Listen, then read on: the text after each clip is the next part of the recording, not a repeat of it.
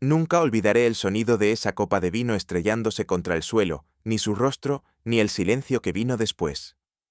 Eran las 10:30 de la noche un sábado. Estábamos en casa de nuestros amigos Javier y Daniela en Polanco, en la Ciudad de México. La típica cena entre parejas, algo que hacíamos una vez al mes. Sofía, mi esposa, llevaba un vestido burdeos que le sentaba de maravilla y no había soltado la copa desde que llegamos. Reía más de la cuenta. Tocaba mucho el brazo de Javier cada vez que él contaba una anécdota. Todo empezó a torcerse cuando a mitad de la velada, Daniela fue a la cocina y Sofía se ofreció a ayudarla. 10 minutos pasaron. 15, 20. Javier se levantó nervioso y dijo que iría a ver si necesitaban ayuda. No me moví. Minutos después lo escuché. Un gemido corto, seco, luego un golpe y después el estruendo del cristal contra el suelo. Me levanté de golpe y fui directo a la cocina.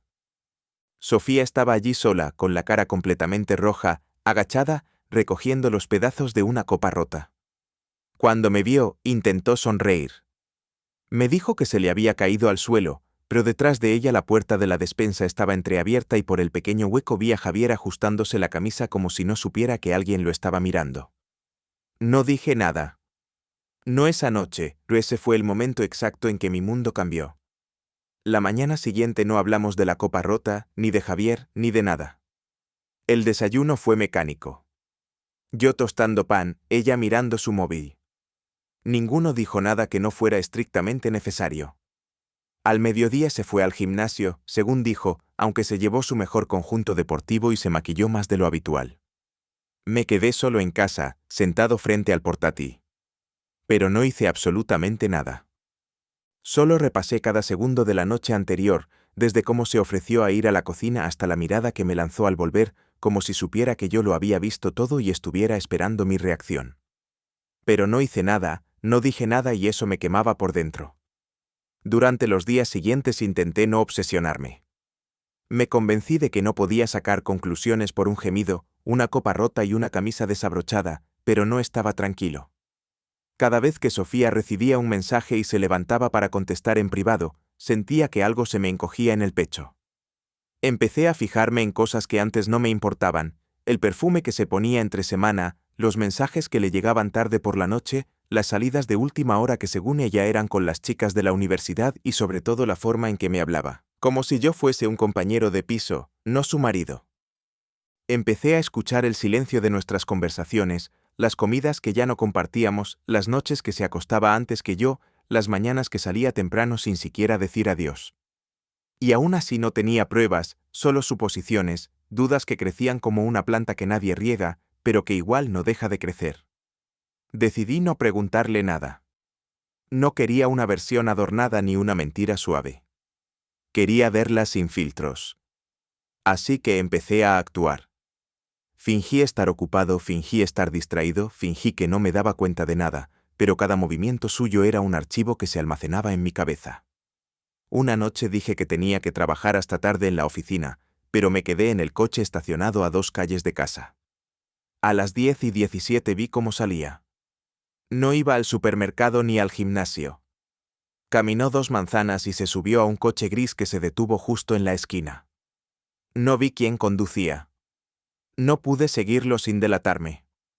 Volví a casa, entré y me senté en el sofá. Cuando regresó 1 hora y media después, dijo que había ido a tomar algo con una compañera. Asentí y seguí mirando la televisión, pero no podía dejar de escuchar el sonido del coche alejándose, como si me estuviera empujando fuera de mi propia vida. La semana siguiente me invitaron a una pequeña reunión de antiguos alumnos de la universidad. No tenía muchas ganas de ir, pero me servía de excusa. Le dije a Sofía que estaría fuera toda la tarde y parte de la noche. Me preparé como si fuera a una cita y me fui, pero no al evento. A las 11 estacioné en la misma calle donde había visto el coche la otra vez. Esta vez no esperé dentro. Caminé, esperé en una cafetería frente al bar donde solía ir Javier. No tardó en llegar. Sofía vestida para impresionar, maquillaje perfecto. Zapatos que no usa nunca para ir al trabajo. La vi entrar al bar, pero no sola. Él llegó 2 minutos después. ropa informal, una sonrisa de esas que no se borran fácil y una confianza en su forma de moverse que me hizo hervir. No había duda, no eran amigos, no eran compañeros y desde luego no era la primera vez que se veían así. Entré al bar, no hice una escena, no grité, no dije su nombre. Me senté en la barra, pedí una cerveza y esperé a que me vieran. El primero que me notó fue Javier. Su rostro cambió por completo como si hubiera visto un fantasma. Sofía tardó un par de segundos más. Cuando nuestros ojos se encontraron, hubo un momento donde pensé que iba a levantarse e irse, pero no lo hizo. Solo bajó la mirada y siguió bebiendo. Javier dijo algo en voz baja. Se levantaron, salieron sin mirar atrás. Yo terminé la cerveza, pagué y salí 5 minutos después. Esa noche no volví a casa. Dormí en el sofá de un amigo que vive en La Condesa. Me desperté a las 7 con el cuello destrozado y la mente hecha un lío. Tenía el móvil con 7 llamadas perdidas de Sofía, 3 mensajes y uno de voz que no escuché. No contesté. Me duché en casa de mi amigo, tomé un café y volví a casa como si hubiera pasado la noche en el evento. Sofía no dijo nada, solo me miró con esos ojos que ahora me resultaban completamente desconocidos y yo por dentro ya había tomado una decisión. La confrontación no fue planeada, pero tampoco fue accidental. Sucedió un miércoles, 4 días después de verla con Javier en aquel bar. Durante esos días, ella actuó como si nada hubiera pasado, como si la normalidad se pudiera imponer por inercia, como si mi silencio fuera señal de que todo seguía igual.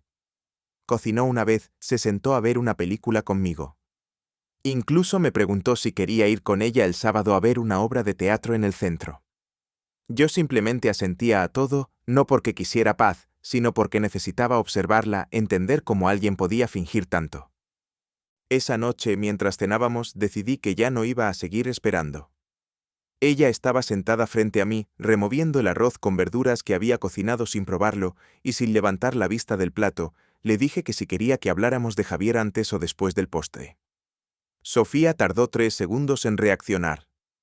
Fue como si el nombre se hubiera quedado suspendido en el aire. Levantó la mirada con un gesto que mezclaba sorpresa y miedo, aunque intentó ocultarlo con una mueca que no llegó a ser sonrisa. Me preguntó de qué estaba hablando como si no entendiera, como si yo estuviera equivocado, como si pronunciar ese nombre fuera un error mío y no una decisión consciente suya.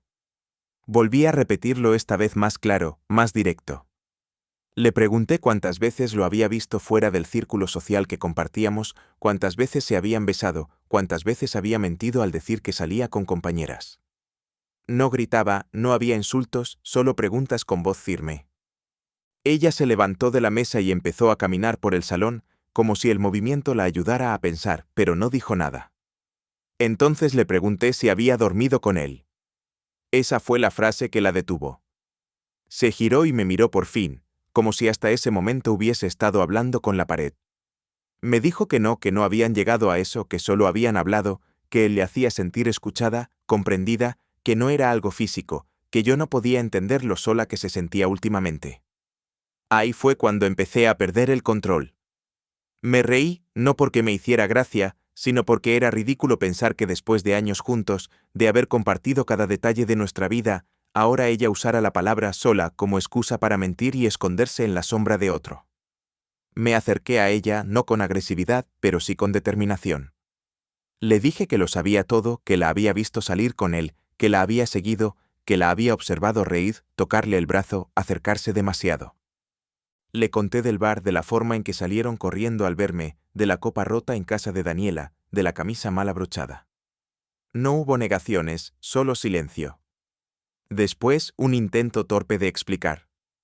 Me dijo que empezó sin querer, que al principio solo eran mensajes, conversaciones inocentes, que se escapaban del trabajo para tomar un café, que ella no sabía cómo parar algo que la hacía sentir viva. Le pregunté si eso era lo que buscaba, sentirse viva a costa de nuestra relación, de nuestra historia, de todo lo que habíamos construido. Me contestó que no lo había planeado, que simplemente ocurrió como si las decisiones no tuvieran dueño, como si fuera culpa del viento o del destino. Le pregunté si lo quería. Me dijo que no sabía. Le pregunté si pensaba dejarme por él. Me dijo que no. Entonces le pregunté qué demonios pensaba hacer ahora. Ella me miró como si yo estuviera exigiendo algo absurdo. Me dijo que quería arreglarlo, que no quería que esto terminara así, que ella seguía queriéndome, que no sabía por qué había hecho lo que hizo, pero que no quería perderme. Le dije que ya me había perdido, que no era cuestión de pedir perdón y volver a poner las piezas como estaban, que algo se había roto y no era una copa, no era un gesto, no era una salida al bar, era algo que no se podía pegar. Nos quedamos callados un buen rato. Ella sentada en el sofá, yo de pie con los brazos cruzados. Ninguno sabía qué decir. Entonces me acerqué, tomé el mando, apagué la televisión que llevaba encendida toda la noche sin que ninguno la mirara y le dije que esa era la última conversación que íbamos a tener en términos normales, que no sabía qué iba a pasar, que todavía no había tomado decisiones definitivas, pero que a partir de ese momento ya no iba a fingir que todo estaba bien, que a partir de ahora cada palabra, cada movimiento, cada acción iba a tener consecuencias. Ella no contestó, solo bajó la cabeza. Y yo salí al balcón, cerré la puerta y me quedé allí solo, respirando hondo, sintiendo por primera vez en muchos años que la persona que estaba dentro de la casa no era mi esposa, sino una extraña. La venganza no fue inmediata ni impulsiva. Me tomé mi tiempo, no porque quisiera hacerle daño por hacerle daño, sino porque necesitaba recuperar el control. No soy un tipo violento ni de escándalos, pero cuando alguien rompe tu confianza con tanta frialdad, te cambia por dentro. Después de aquella noche en la que le dejé claro que nada seguiría igual, dormimos en la misma casa, pero no en la misma habitación. Me llevé una almohada y una manta al sofá y me instalé allí sin dar explicaciones. Ella no protestó, tampoco hizo el mínimo esfuerzo por arreglarlo. Seguía su rutina como si todo se hubiera pausado, como si estuviéramos en una especie de paréntesis y más adelante, con tiempo, las cosas volverían a encajar. Pero yo ya estaba en otra etapa, la de planificación. Durante las semanas siguientes empecé a revisar toda nuestra vida compartida desde otra perspectiva. Nuestras cuentas bancarias, los bienes, las deudas, los ahorros, la hipoteca del piso, incluso su fondo de inversión personal que siempre había llevado con bastante discreción. Me empapé de leyes, contacté con un abogado amigo de mi hermano, le conté lo básico sin entrar en detalles y me asesoró sobre cómo proceder si decidía divorciarme. Mientras tanto, empecé a guardar copias de todo. Extractos bancarios, correos, documentos de la casa, mensajes suyos que aún quedaban en el ordenador compartido. Todo, no para usarlo todavía, sino porque algo dentro de mí me decía que cuando llegara el momento no podía permitirme estar en desventaja. Lo más difícil fue mantener la cara de tipo neutral, seguir yendo al trabajo como si nada, salir con amigos los viernes y fingir que todo seguía igual. La gente preguntaba por Sofía. Claro. Algunos notaban algo raro. Yo solo decía que estaba todo bien, que ella estaba liada con la universidad, que no coincidíamos mucho. Mentía sin sentir culpa, como ella lo había hecho. Pero mientras tanto tejía mi parte. Una noche, mientras ella dormía en nuestra habitación, entré con cuidado, cogí su portátil y revisé su cuenta de correo. Tenía contraseñas simples. No encontré mensajes recientes con Javier, pero sí algunos antiguos que confirmaban lo que ya sabía, se veían desde hacía meses. Se escribían cosas que no se dicen entre colegas, se quedaban en casa de él a corregir exámenes. Incluso había fotos, ninguna explícita, pero suficientes para entender el vínculo. No me enfadé más. En ese momento ya no sentía rabia. Sentía un impulso frío casi metódico de ir desmontando su vida como ella había desmontado la mía. Decidí que lo primero sería romper su círculo de apoyo. Javier no tenía pareja, pero sí una hermana con la que Sofía se llevaba bastante bien. Empecé por ahí, la contacté desde una cuenta falsa. Le mandé una captura de uno de los correos sin nombres visibles, pero lo bastante clara para levantar sospechas.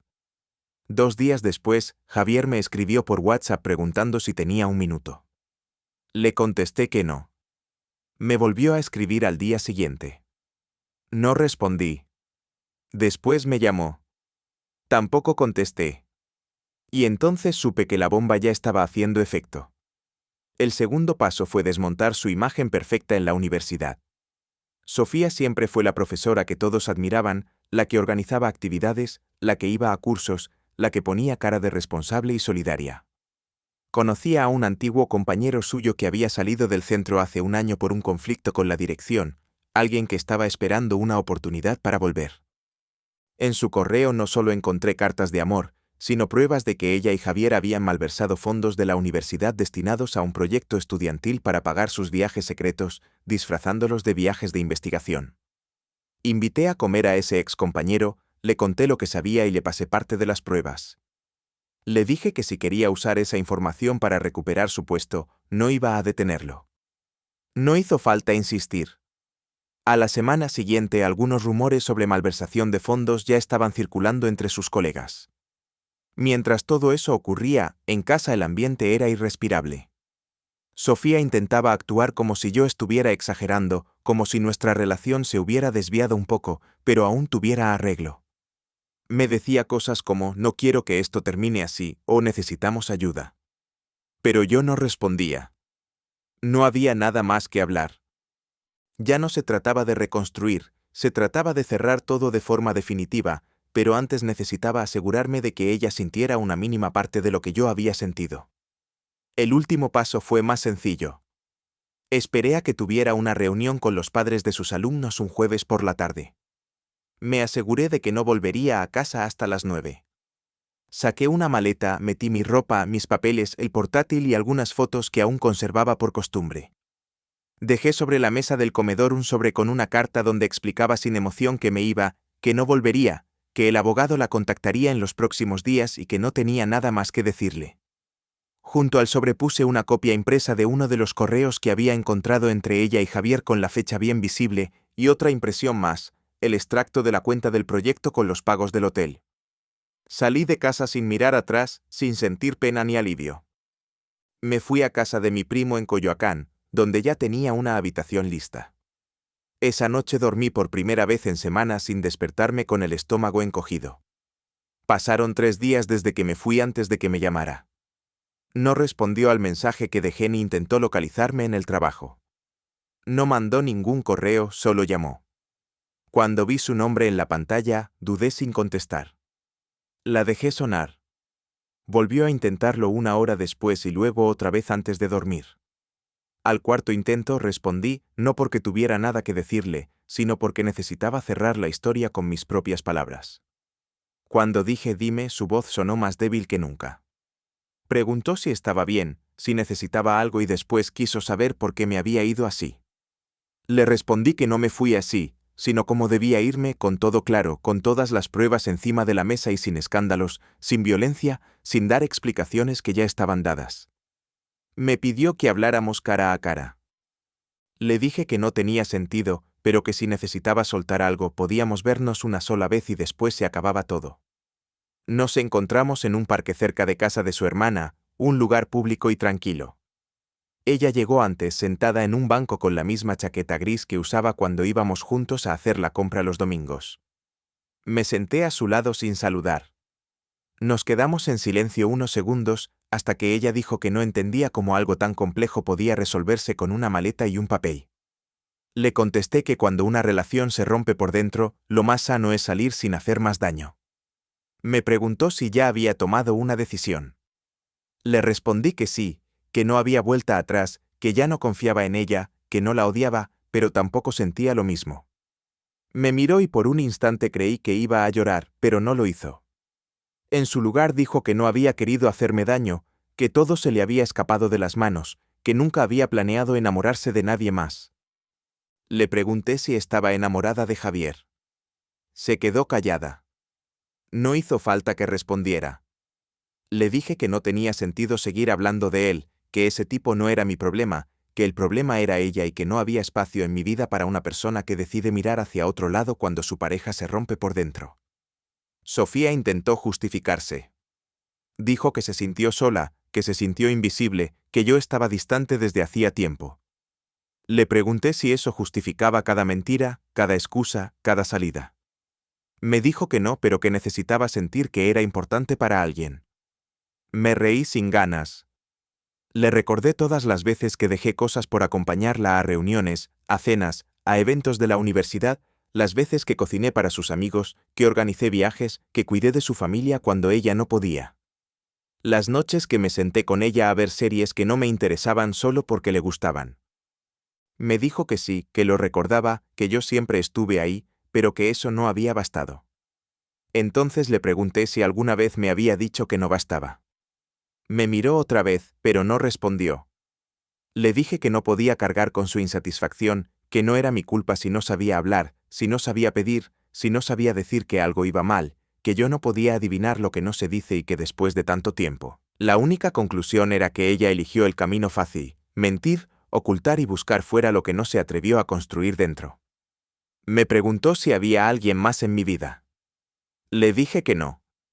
No porque no pudiera haberlo, sino porque después de lo que viví no tenía ninguna prisa en volver a confiar en nadie. Me preguntó si pensaba en el futuro. Le dije que sí, pero no con ella. Me pidió una oportunidad. Me dijo que podíamos ir a terapia, que podíamos empezar de cero, que ella iba a luchar.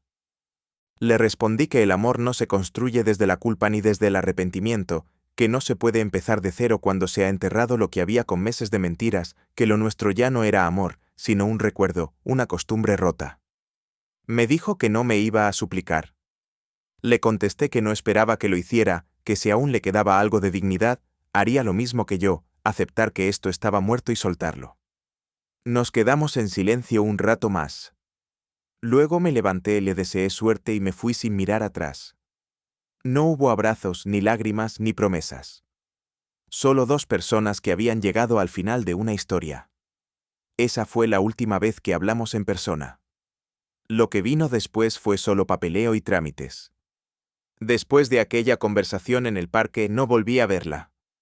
La comunicación quedó reducida a correos fríos entre abogados con detalles sobre la vivienda, la cuenta conjunta y el coche que habíamos comprado hacía 2 años. Ella intentó por medio de su hermana pedir que habláramos una vez más, pero ya no había nada que decir. Todo lo que importaba se había dicho esa tarde y lo que quedaba era simplemente cerrar el capítulo sin añadir más ruido. Me instalé en un pequeño piso de alquiler en la Roma Norte, lejos de nuestra casa compartida, con muebles sencillos y poco más que un colchón, una mesa de trabajo y una cafetera. No necesitaba mucho. Al principio me costó acostumbrarme al silencio, pero con el paso de los días se volvió una rutina estable. Me levantaba, me duchaba, trabajaba, salía a caminar por las tardes, cenaba algo simple y dormía sin interrupciones. No me lancé a llenar el vacío con nadie. No abrí perfiles en aplicaciones ni llamé a ninguna ex. Me volví muy selectivo con mi tiempo. Los fines de semana los pasaba leyendo, viendo documentales o saliendo a comer con mi primo o un par de amigos que nunca me hicieron demasiadas preguntas.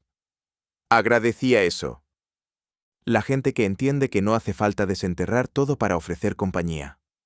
Cada uno de esos pequeños momentos me fue dando una estructura nueva, distinta a la que tenía antes, pero más mía. En lugar de reconstruir lo que perdí, empecé a armar algo desde cero, sin prisa. Sofía se quedó en el piso que habíamos comprado juntos. La casa no tenía hipoteca y tras el acuerdo decidimos que ella se quedaría con ella a cambio de una compensación económica que cubriera mi parte. No discutimos por eso. No hubo reproches. Supongo que ambos entendimos que lo material era lo único fácil de dividir. Lo difícil, lo emocional ya no se podía repartir. Ella intentó mantener contacto durante los primeros meses con algún mensaje ocasional para preguntarme cómo estaba o si quería tomar un café.